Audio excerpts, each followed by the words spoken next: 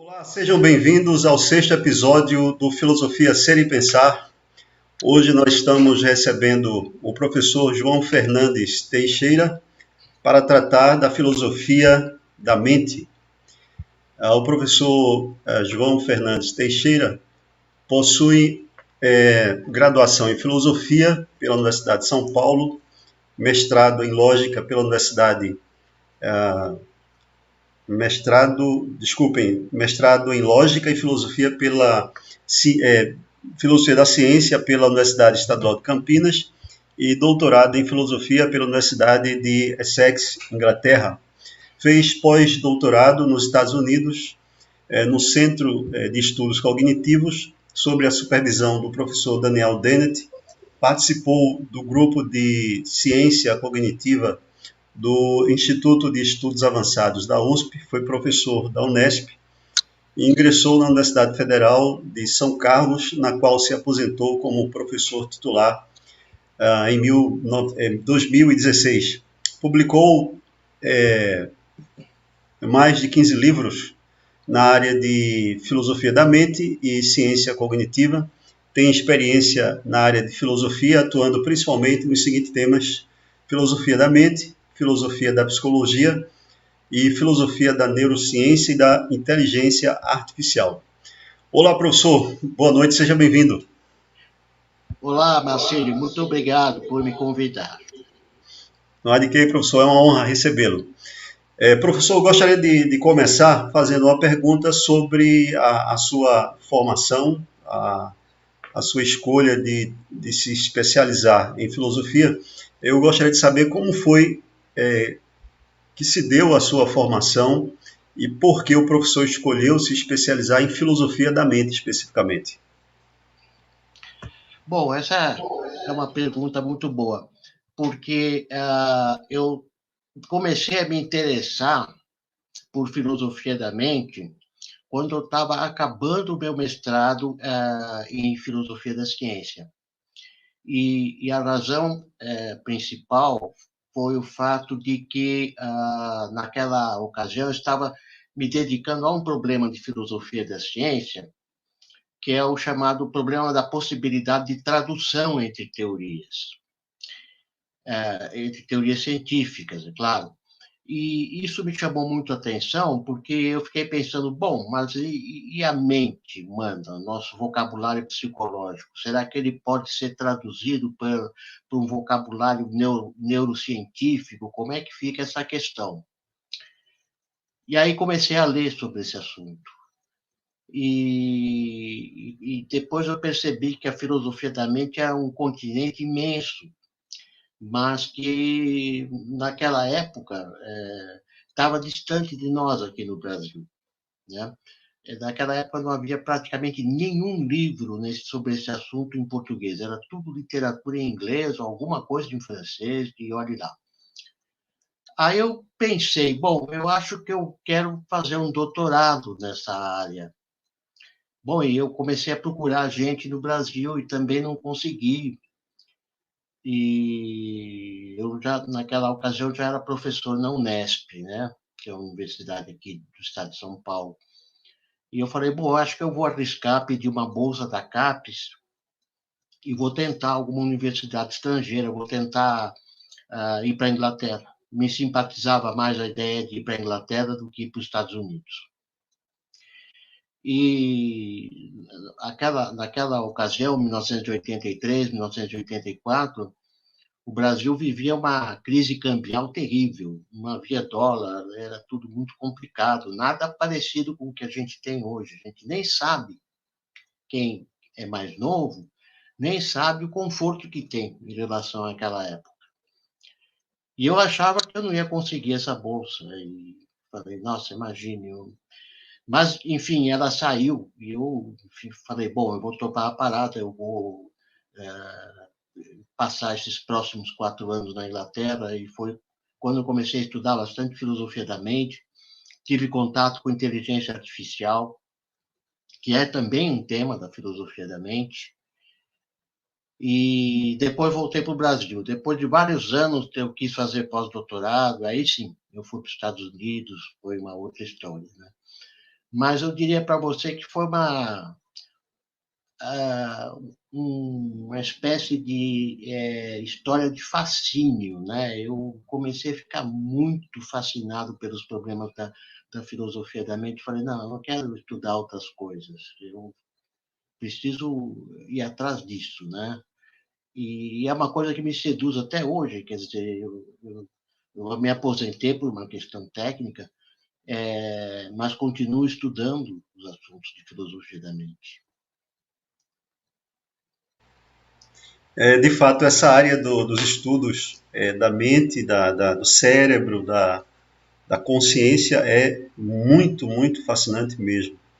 É digno de nota, professor, para os que nos assistem, que suas obras, que são muitas e excelentes, elas são responsáveis pela educação de muitos estudantes nas academias, nas universidades. Eu mesmo estudei algumas de suas obras na graduação de filosofia, então, assim, é importante que isso seja dito.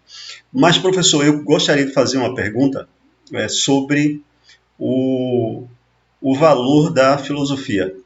O professor tem uma obra, um livro, intitulado Por que Estudar Filosofia?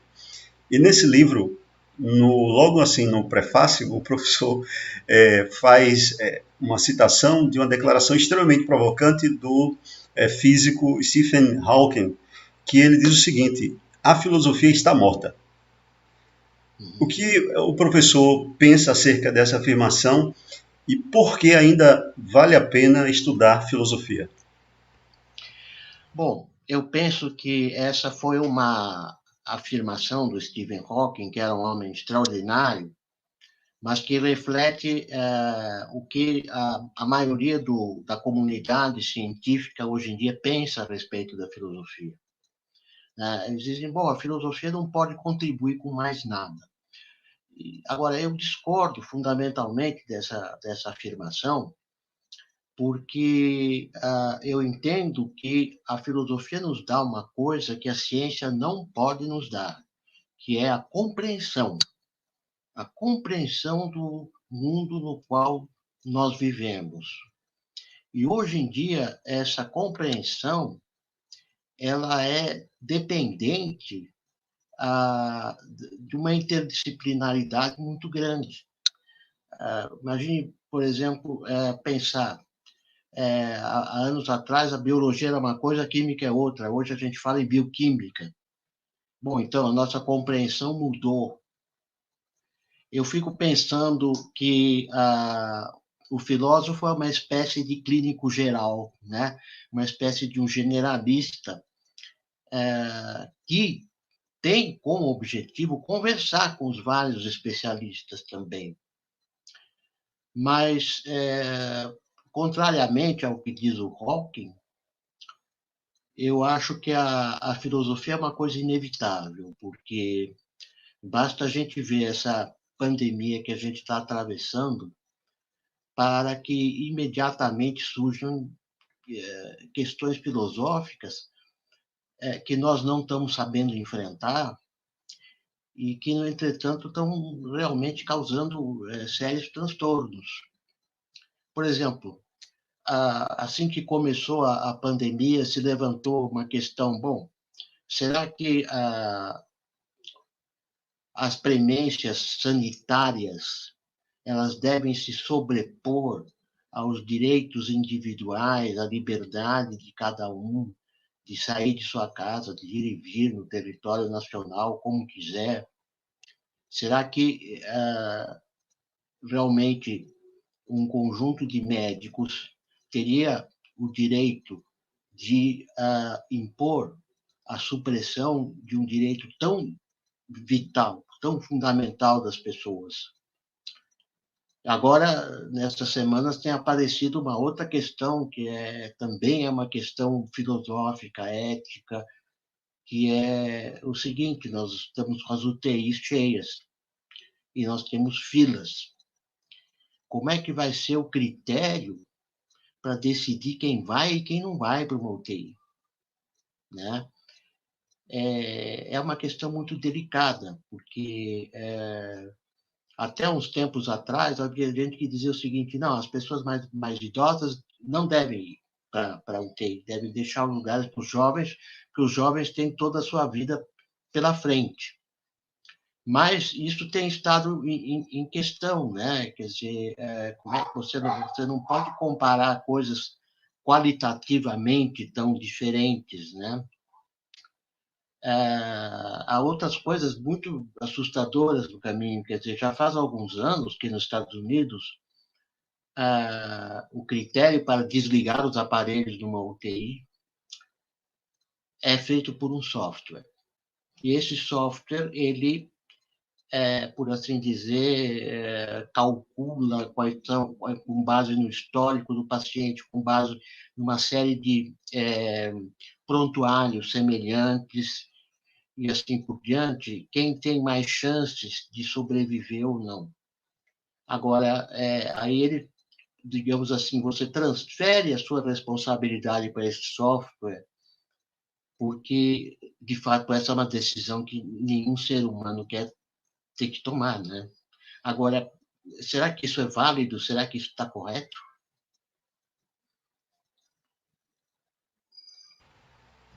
São questões fundamentais que realmente a filosofia tem uma contribuição a dar através da reflexão, das perguntas, né, do exame. Mas, professor, o nosso canal tem como pretensão, como objetivo, tornar claro assim o que são as disciplinas da filosofia, quais são os problemas, contextualizá-los, na medida do possível, através das entrevistas aos especialistas da filosofia. Eu gostaria de fazer uma questão ao professor sobre a disciplina da filosofia da mente. O senhor, no seu livro Como Ler a Filosofia da Mente, diz que a filosofia da mente é uma boa porta de entrada para os estudos filosóficos. Ela reedita problemas filosóficos clássicos, situando-os no contexto da pós-modernidade na qual coexistimos com tecnologias avançadíssimas. E o professor tocou assim por alto agora nessa questão da relação nossa com a tecnologia. Eu pergunto, o que é a filosofia da mente e em que ela se distingue, né, se diferencia da neurociência? Ótimo. A filosofia da mente penso eu, a reflexão mais antiga da filosofia, porque ela basicamente, claro, pode-se citar outras coisas, mas basicamente o eixo da filosofia da mente é perguntar sobre o problema mente-cérebro, que na modernidade, no tempo do Descartes e de outras pessoas, era chamado problema mente-corpo. E eu acredito que ainda, em grande parte, seja um problema mente-corpo, né? Porque o nosso cérebro é só isolado do ponto de vista metodológico. Na verdade, ele está totalmente ramificado pelo corpo. Agora, essa questão ela tem um impacto muito grande sobre as culturas por causa das religiões. Até onde eu sei, as religiões todas elas defendem a ideia de uma independência da mente em relação ao corpo, ou uma ideia sobre que essa independência, claro, vai ser a base para se pensar na possibilidade de uma vida pós-morte. Então, eu penso que o problema mente-cérebro não é apenas um problema técnico, ele é um problema que se transmite dentro da história da filosofia e que ainda não acabou, ele não está resolvido. Por exemplo, quando você vai para as pessoas que fazem psicoterapia, até hoje não está muito claro o seguinte: se são os nossos pensamentos que alteram o cérebro, que alteram o nosso fluxo de consciência, ou se é o nosso cérebro que controla o nosso fluxo de consciência inteiramente. E isso é mais ou menos o seguinte: quem é o homem, então? Quando a gente pensa nesse problema mente-corpo, que a gente pode pensar, bom, mas vamos ver a implicação antropológica, além da implicação religiosa, a implicação antropológica, quer dizer, bom, quem somos nós? Nós somos só um conjunto de neurônios que funciona por um tempo e depois se extingue. É essa a ideia? Por outro lado, existe um problema tradicionalíssimo da filosofia, que é o chamado problema da ontologia, saber o que existe e o que não existe. E isso também atravessa toda a história da filosofia. Eu me lembro que eu tive aula com um professor que já faleceu, o Quine, e ele falava, numa das aulas dele, sobre o problema ontológico. Ele falava muito assim, bom, mas o cavalo alado de Platão existe ou não existe? Existe só na nossa mente, onde ele está. E assim por diante. Então, eu penso, isso é a filosofia da mente. Isso é pensar o problema mente-cérebro. Pensar o problema da consciência, que é um problema que começou a aparecer há muitos anos, mas que agora se tornou mais claro, porque os neurocientistas estão tentando, por toda a lei, conseguir uma explicação neurológica da consciência. Então, ainda não conseguiram. Se somos conscientes, não somos conscientes, se esqueceu muito do inconsciente, dentro da história da filosofia dos últimos anos. E essa questão de ser consciente ou não, claro, tem implicação ética, né? Porque consciência é responsabilidade. Então, ficamos no seguinte sentido: bom, o que é responsabilidade se ela se baseia numa coisa que nós não sabemos direito o que é, ou seja, a consciência?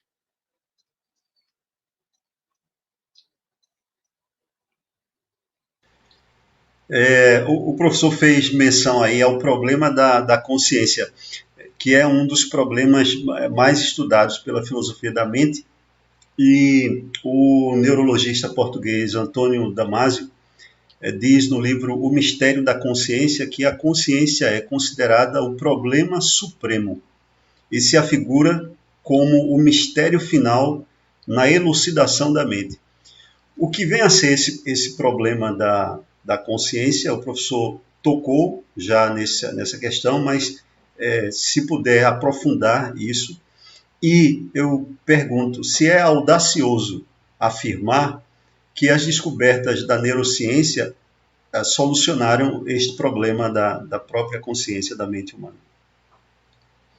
Bom, começando pelo fim, eu penso que não, que a neurociência ainda não conseguiu ela resolver o problema da consciência. Eles têm hipóteses, têm tentado levar essas hipóteses adiante.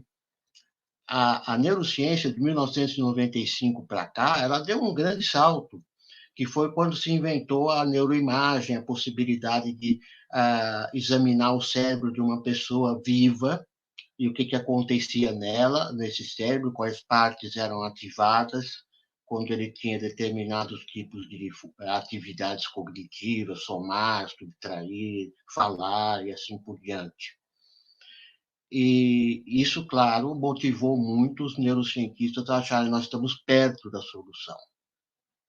Mas o problema é muito complicado, porque, primeiro, seria o seguinte: será que nós vamos conseguir nos decifrar a nós mesmos? Porque nós usamos a consciência para escrever teorias da consciência. E o que é a consciência? Eu sei que eu sou consciente, você sabe que você é consciente, mas nós não dispomos de nenhum teste para dizer, bom, eu vou testar se essa pessoa é consciente ou não. porque alguém pode ter perfeitamente os mesmos comportamentos que uma pessoa consciente e ser aquilo que a gente chama um zumbi, uma pessoa que só é uma pessoa, vamos dizer assim, funcionalmente equivalente a um ser humano, mas só funcionalmente. Então, o problema da consciência enfrenta um problema conceitual, antes de tudo. Quer dizer o seguinte, bom, do que nós estamos falando?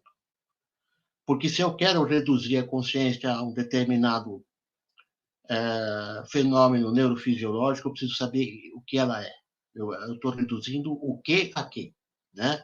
Então, eu acredito que esse problema, e acho que é por isso que o Damasio fala de um problema supremo, ele é o maior desafio que nós podemos ter.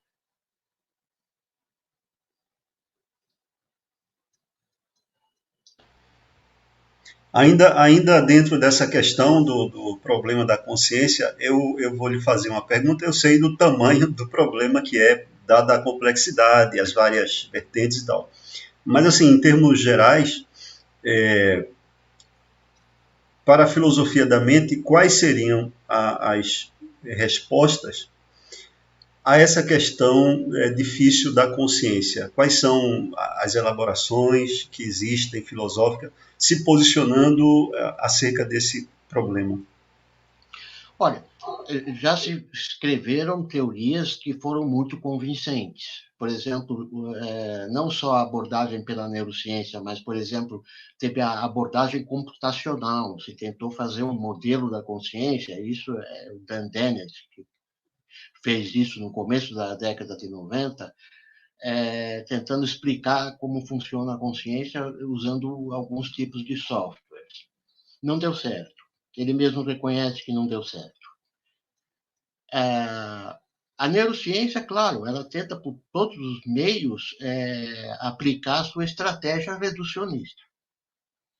Não tem tido muito sucesso, não. Eu penso que uma abordagem que é bastante interessante é a abordagem de um filósofo australiano, que é radicado nos Estados Unidos, em Nova York, que é o David Chalmers. Eu vejo com muita simpatia as teorias dele. Pelo seguinte, ele fala que não dá para reduzir a consciência à biologia do cérebro. E ele equipara a consciência a um tipo especial de matéria, né? Como, por exemplo, você encontra na física certos tipos de matéria que não são sólidos, tangíveis, etc., como, por exemplo, gravitação, campos eletromagnéticos, etc., que foram coisas que obrigaram a física a introduzir uma série de entidades, né, entidades ontológicas e assim por diante. E ele acha que uma ciência da consciência é uma ciência que vai ter que trabalhar com esse padrão de entidades diferenciado. Então, é muito interessante. Ele escreveu isso em 1996, num livro chamado A Mente Consciente, que virou um best-seller na filosofia da mente. Mas ele advoga uma teoria que ele chama assim: eu sou um dualista naturalista. Ou seja, eu acredito que existem dois tipos de matéria diferentes, mas eu não preciso, para explicar a mente, para explicar a consciência, introduzir, como fez Descartes, etc., entidades não físicas. Ele diz que a mente é uma entidade não física, mas é diferente das entidades que a física tradicional tratam. Inclusive, o professor tem um artigo que trata da teoria da consciência de David Chalmers, e neste artigo o professor diz que a teoria dele vai na contramão da posição padrão dos estudiosos, posição padrão essa que consiste em reduzir os estados conscientes a uma base neurofisiológica ou física. No caso, ele se afirma um dualista natural, como o professor falou, ou seja, ele não defende duas substâncias, no caso, né?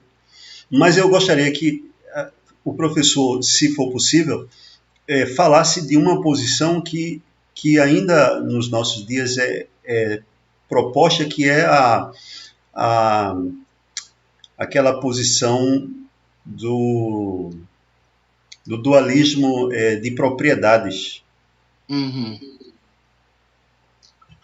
O dualismo de propriedades é uma grande tentação, né? Porque quem começou, na verdade, a trabalhar mais seriamente com o dualismo de propriedades foi um filósofo americano chamado Thomas Nagel. E ou seja, a mente não pode ser reduzida a uma base biológica, mas essa base biológica ela é capaz de produzir, ela como uma espécie de propriedade dela, produzir o mental. Então, é mais ou menos o seguinte: talvez uma boa metáfora para isso seja a ideia de uma lâmpada. Você tem lá uma lâmpada antiga, né? Não das lâmpadas atuais. As lâmpadas antigas, que tinham filamento e tal, aquela coisa, diz assim: bom, a luz é uma propriedade do fato de que o filamento é atravessado por elétrons, se aquece, etc, etc. Mas você nunca poderia reduzir a luz ao filamento, né? Porque eles têm propriedades físicas diferentes. Então, a ideia do dualismo de propriedades mais ou menos caminha nessa direção. E eu tenho a impressão que hoje em dia, se há dualistas, eu acredito que ainda há alguns bem interessantes, eles são dualistas de propriedades.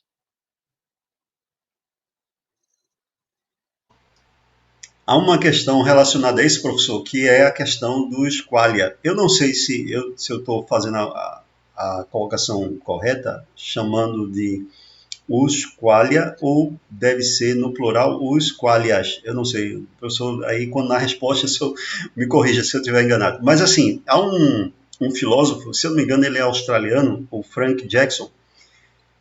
Ele, através de um experimento mental chamado Quarto de Mary, propôs um argumento contra o materialismo.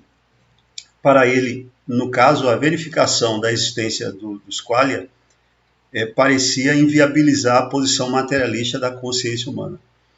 Em que consiste esse experimento mental e o que seria os qualia? Bom, o experimento mental é bastante interessante. Ele fala o seguinte: vamos imaginar uma neurocientista que sabe tudo sobre neurociência, conhece perfeitamente bem o cérebro humano, tá? Mas ela vive num quarto onde ela só enxerga branco e preto, como televisão antiga. Só que um dia alguém abre a porta desse quarto e ela experimenta uma coisa vermelha. Mas aí ela percebe que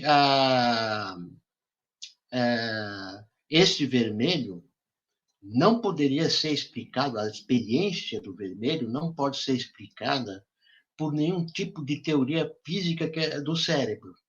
E ela diz: bom, tenho conhecimento de 100% do cérebro, mas quando eu tenho que lidar com cores que não estavam lá no meu quarto, branco e preto, eu tenho que admitir que existem experiências que não são redutíveis nem explicáveis pela neurociência ou pelas teorias físicas. E essas experiências são chamadas de qualia, quer dizer, aí no caso ela usava o vermelho, mas poderia ser qualquer outro tipo de cor. Mas os qualia, que foi uma coisa que foi muito falada dentro da filosofia da mente, elas são, na verdade, propriedades subjetivas, intrinsecamente subjetivas. Então, elas não poderiam ser reduzidas às teorias físicas, às teorias neurofisiológicas. Por exemplo, eu posso pensar o seguinte: Eu tenho um bolo. Eu vou lá, como um pedaço de bolo, acho uma delícia. Vem uma pessoa, outra, experimenta o bolo, acha horrível. Por que um gosta, outro não gosta? Por que isso é muito comum, quer dizer, a gente está falando da experiência mais trivial do mundo, que é o seguinte: tem comidas que eu gosto, tem comidas que eu não gosto, né? Mas o que isso significa? O que é o gostar ou não gostar? Será que isso pode ser explicado por uma teoria física? Ou tem que ser uma propriedade intrinsecamente subjetiva, que seria uma exceção à teoria física? Então, daí, não ser materialista. Mas existem pessoas que acreditam que é uma questão de tempo para haver uma explicação neurofisiológica dos qualia. Por exemplo, você pode imaginar pessoas que sofrem acidentes e perdem certas capacidades. Ou a gente pode até imaginar uma coisa mais chata ainda, como que está acontecendo hoje: a pessoa tem Covid. E a pessoa que tem Covid, ela perde o olfato, perde o gosto por um certo tempo, e a explicação é que houve uma lesão num centro cerebral responsável pelo gosto, responsável pelo olfato. Isso retorna porque o cérebro se regenera. Hoje nós temos uma visão do cérebro que não é mais o que acontecia 60, 70 anos atrás, quando a gente achava que as células cerebrais perdidas estavam perdidas. Não, elas se regeneram. Muito lentamente, mas se regeneram. Então, as pessoas que estão trabalhando em cima dos qualia estão entendendo que, bom, eles tentam fazer uma localização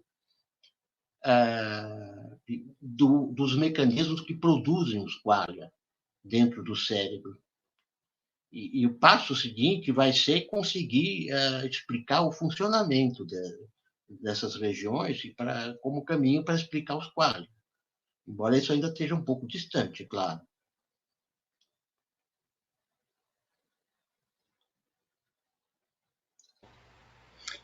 Ou seja, no caso, a identificação dos locais relacionados a dados comportamentos humanos, essa localização que é feita através de máquinas extremamente avançadas que mapeiam o cérebro, não significa dizer que soluciona a questão dos qualias.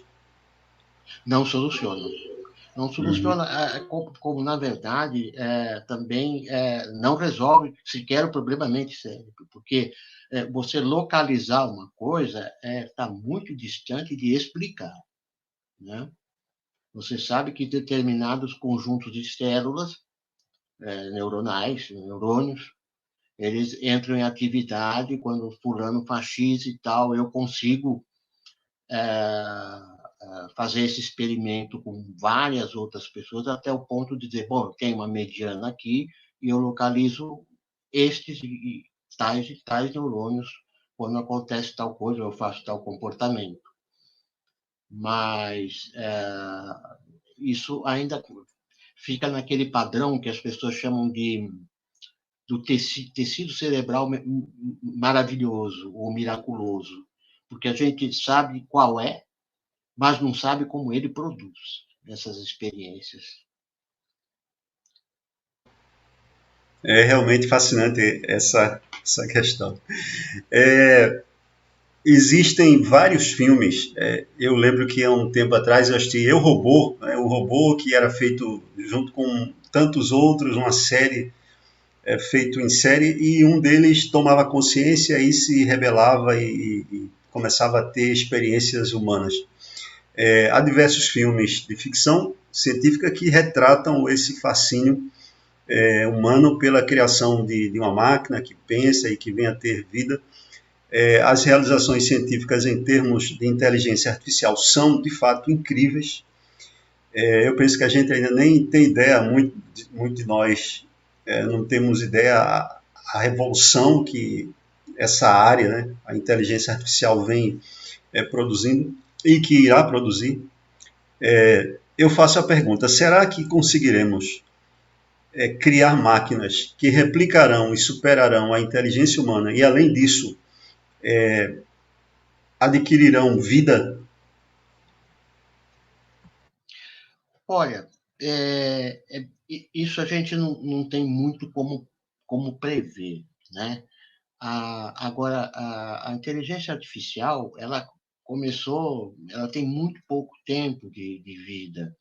Ela começou depois da Segunda Guerra, quer dizer, 1950, mais ou menos, porque antes havia tentativas de resolver alguns problemas que precisariam ser resolvidos por computadores, como foi o caso do código secreto usado pelos nazistas para se comunicar com o fronte deles. E isso foi decifrado pelo Turing, Alan Turing, um matemático inglês que é o fundador da inteligência artificial. E ele o Turing acreditava que muitas atividades humanas poderiam ser replicadas por máquinas. Ele tinha várias ideias a esse respeito. Infelizmente, ele foi assassinado com 40 e poucos anos, que foi uma perda imensa. Agora, a inteligência artificial foi nesse sentido de imitar o ser humano até mais ou menos o ano de 2005. A um certo ponto, as pessoas da área perceberam que elas não conseguiriam fazer uma réplica, né, da inteligência humana. E que o que restava fazer, que é o que está sendo feito, é uma espécie assim de replicação setorial. A replicação setorial consiste no seguinte: certas atividades que nós fazemos, como, por exemplo, se um jurista ou um advogado hoje quer consultar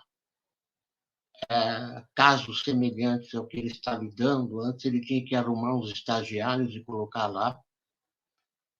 Hoje ele compra um software e pelo software ele tem isso imediatamente. Existem coisas nas quais as máquinas, como eu disse, setorialmente, superam a gente. Por exemplo, é bem conhecido um caso nos Estados Unidos que foi usado como referência da capacidade de um robô de examinar uma tomografia e descobrir um tumorzinho mínimo que nenhum ser humano conseguia descobrir que estava lá. Máquinas fazem a folha de pagamento de uma empresa enorme em segundos. Seres humanos levariam um tempão para fazer. E aí a gente vê como a consciência não é toda essa dádiva que se pensa, né? Porque quando você vai fazer contas conscientemente, a sua aritmética vai muito devagar. E uma máquina inconsciente roda em segundos. Então, o que estão tentando fazer é essa setorialização, uma coisa que agora as pessoas chamam de Big Data, né? Está muito na moda falar de Big Data, tem alguns softwares de Big Data que estão sendo vendidos, etc, etc. Mas para quê? Para produzir coisas setoriais. E algumas empresas, porque infelizmente a inteligência artificial cada vez menos é um ramo de pesquisa e cada vez mais é um ramo corporativo, muitas empresas estão usando isso, né, para, por exemplo, fazer o match perfeito entre o inquilino e o proprietário, etc., etc., e conseguem ter sucesso nisso e assim por diante. Então, para concluir a minha resposta e a sua pergunta, eu diria o seguinte: talvez não seja impossível uma máquina replicar a inteligência humana, é que agora não tem interessado mais. Agora, professor, dentro dessa questão, é claro que o quanto nós, como humanos, pudermos avançar em termos de tornar a vida humana melhor através da tecnologia é fundamental e não pode haver barreira em relação a isso. Mas eu penso que se coloca aí dois problemas. Eu gostaria de ouvir o professor. Primeiro, o problema ético, porque parece ser uma constante antropológica que nós humanos, por mais conhecimento técnico, epistemológico que a gente tenha, a gente não evolui em termos éticos. Então, esse conhecimento, assim, assustador, produzido sem essa evolução ética, torna-se perigoso ou não? O que é que o professor pensa a esse respeito? Eu acho que isso está sendo perigoso. Uhum. Né? É aquela questão, eu posso desenvolver uma ferramenta maravilhosa. Agora, se eu não usar, não souber como usar essa ferramenta, eu vou fazer um desastre. E atualmente tem sido essa a regra, com exceção da medicina. Por exemplo, esse processo todo que nós temos de fazer uma vacina em um ano, quando antigamente levava 15 anos para ser feita, isso com certeza só foi conseguido porque as técnicas de inteligência artificial ajudaram no sequenciamento genético e assim por diante. Agora, nenhum software julga, nenhum software gera valor. Eu acho que isso é uma coisa que tem que ficar mais ou menos clara, e é por isso que eu sou a favor da ideia de que é preciso dar uma base filosófica, etc., etc., no pessoal que estuda computação.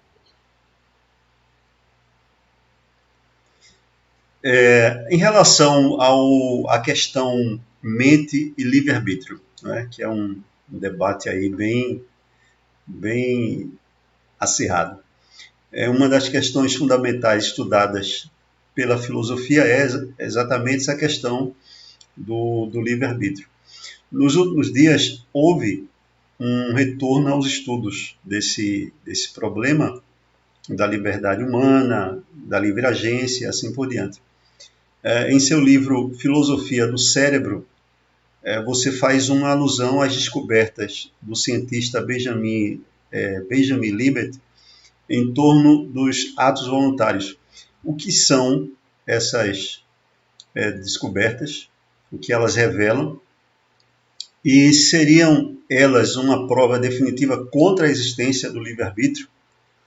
O que a filosofia da mente tem dito sobre esse debate do livre-arbítrio em relação à mente, etc.? Esse é um debate imenso dentro da filosofia da mente, também muito fascinante. Só para você ter uma ideia, eu estou aguardando um livro do Daniel Dennett chegar, né? Que agora ele está beirando os 80 anos, e é um livro sobre esse problema. E é muito engraçado que eu vi umas partes, né, que estavam disponíveis, e eu ia dizer, na verdade, esse é o grande problema. Agora, o Libet, o que ele descobriu? Ele descobriu o seguinte, através de um experimento, que quando você tem uma intenção, um desejo de fazer certa coisa, qualquer, quando ocorre essa intenção, esse desejo, o seu cérebro, que é ativado quando essa intenção, esse desejo ocorrem, o seu cérebro é ativado antes da intenção. Ou seja, a gente está acostumado ao seguinte, eu penso que eu tenho a intenção de ir ali e abrir a porta. Então, é a minha intenção que causa o meu cérebro funcionar. E ele está dizendo ao contrário. Quando o cérebro funciona, você vai lá e abre a porta. Bom, e tudo isso, essas diferenças são coisas de milissegundos, né? Agora, na ocasião que o Libet fez esses estudos, isso causou uma polêmica generalizada, etc., etc., né? Agora, veja bem, eu tenho para mim o seguinte: provavelmente nós não somos livres, mas é fundamental nós acreditarmos que somos livres. Da mesma maneira que eu diria assim para você, como se, usando a gíria de hoje, dentro da filosofia da mente, a liberdade é um meme fundamental. Por quê? Porque nós precisamos da ideia de que nós somos livres para constituirmos as nossas sociedades. Nós precisamos dessa ideia para que a gente possa construir um ordenamento jurídico mínimo da sociedade.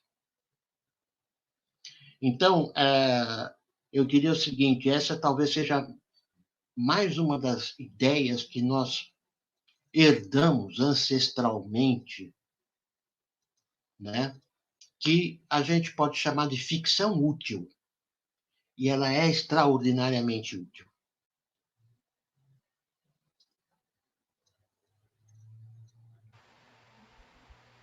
E associado a essa questão está a questão da identidade pessoal. No seu livro Mente, Cérebro e Cognição, você chega a dizer que o filósofo americano Thomas Nagel afirma que qualquer concepção de identidade pessoal se toma necessariamente incompatível com o fisicalismo. De forma genérica, o que a filosofia da mente diz sobre essa questão da identidade pessoal, ou seja, do que vem a ser o eu, esse eu que nós tanto temos a sensação de que ele existe em nós. Essa questão vem desde o século XVII, XVIII, Locke, Hume, todos esses grandes filósofos clássicos, eles refletiram sobre isso, né? O que é o eu, se o eu existe ou não. Hume achava que não. Locke achava que o que nos dá identidade pessoal são as nossas memórias. Mas aí vem um cara que faz um experimento mental que diz assim: eu troco as memórias suas pelo de outro cara e durante a noite, sem ele saber. Quando ele acordar, será que ele vai ser outra pessoa?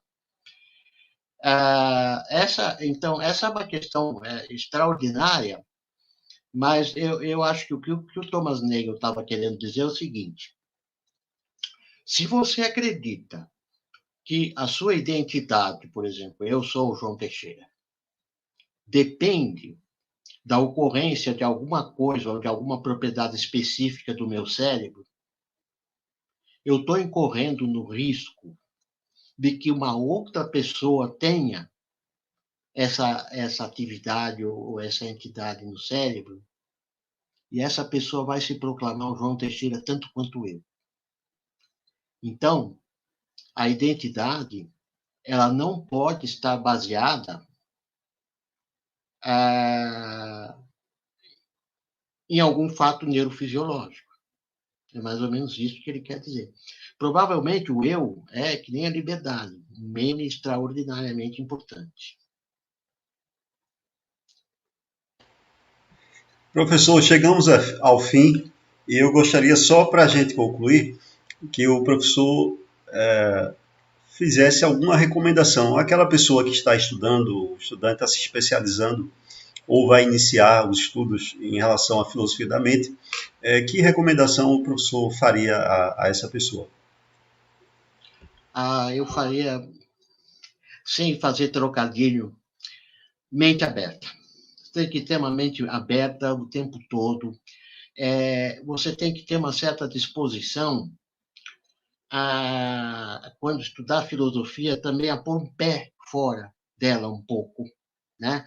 Porque, por exemplo, a gente pegar o caso da neurociência, não estou dizendo que você vá pedir para a pessoa estudar neurociência, a não ser que ela queira muito e sentar numa aula, num curso qualquer, ou na biologia ou na medicina, mas tem que ter um pouco de abertura para que leia, por exemplo, como foi citado aqui, o Damasio, por exemplo. O Damasio é um neurocientista.